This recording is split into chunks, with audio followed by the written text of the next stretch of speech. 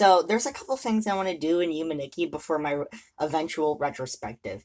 And before I show a project I've been working on, I want to clean it up a little. So here's a neat little video idea I've been thinking about. There's a YouTuber I watch named Rockeye Games who did a video talking about if Poppy Playtime characters were in a FNAF style game, which overall is a good video. But who cares about Poppy Playtime? You know a horror franchise I care about? Doki Doki Literature Club. Okay, look. I know it seems I give this series a lot of flack, but I want you all to know I do still like DDLC. In fact, I'd go as far to say as that DDLC Plus is one of the greatest games ever. So, today, I hope to not only right my wrongs with my previous videos, but also provide a fun hypothetical as to how DDLC characters would function if they were in a FNAF-style game, fusing my second and third favorite horror franchises together. Now, before we start, I want to assess which FNAF location I'm doing. As Draka used the FNAF 2 location for his video. Going into this video, I knew exactly which game the DDLC girls would flourish in, and that's the FNAF 4 location. In FNAF 4, the original crew are turned into nightmares, which want you, which are actually AI illusions controlled by a mad scientist. Sound familiar? So, with that said, here we go. Normally these videos would start off with Monica, but we need to wait a bit because I need to explain two others' mechanics in order for hers to make sense.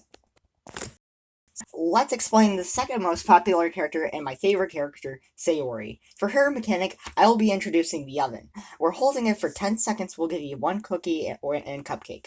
The cookie will be for Sayori, and the cupcake will be for our other character who shares this mechanic, Natsuki. So, to recap, Sayori will follow a pattern between left and right, and you will need to give her a cookie in less than 20 seconds or you die. And Natsuki's is more or less the same, except she follows a right then left pattern, and you need to give her a cupcake instead.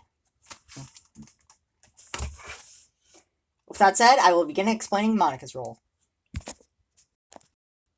Although she's my least favorite, I do think there's loads of potential in how Monica can work as a FNAF character. For this, we will use Monica's chibi form, or to go by the fan name, Chibika. Chibika will spawn on the bed, and you will need to shine your flashlight on the bed before she multiplies to 4 Chibikas.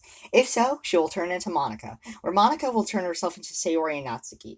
And from there, you will need to do the same way you deal with Sayori or Natsuki once in order for her to revert back to Chibika. In order to tell if she's Sayori or Natsuki, you will know if Monica is glitched or not.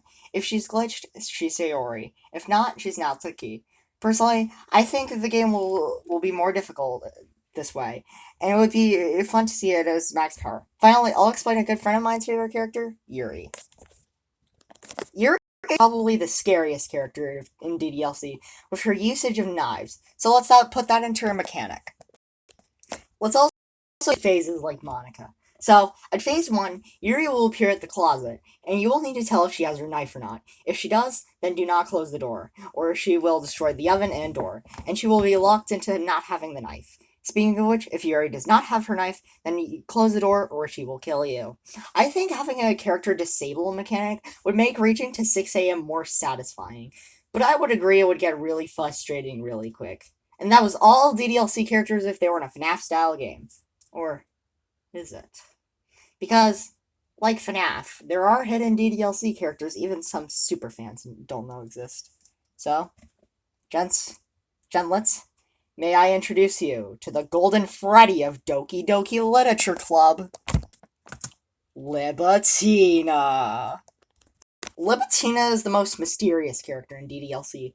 All we know is the things Yuri tells us, and she's a toddler, apparently. It's all just all over again. And Morgan Stanley is whatever, you get my point. The idea is that Libatina gets her own night, where she replaces all the characters and takes their abilities, making her the hardest character in the game. However, we should change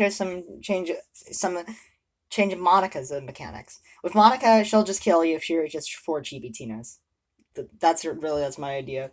Next video will be the Humaniki retrospective. Thanks for watching.